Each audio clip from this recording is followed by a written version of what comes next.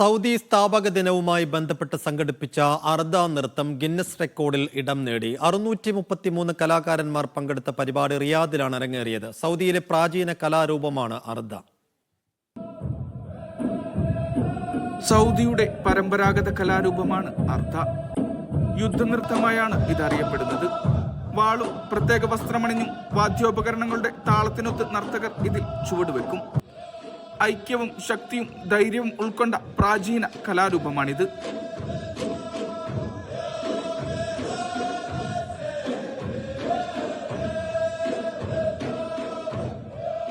Saudi സ്ഥാപക ദിനവുമായി ബന്ധപ്പെട്ട് വിവിധയിടങ്ങളിൽ ഈ നൃത്തം അരങ്ങേറി. റിയാദിൽ സംഘടിപ്പിച്ച പരിപാടിയിലാണ് ഗിന്നസ് റെക്കോർഡ് നേടിയത്. 633 കലാകാരന്മാരാണ് ഇവിടെ ചുവടുവെച്ചത്. കാണികളായെത്തിയത് 50,000-ലധികം ആളുകളായിരുന്നു.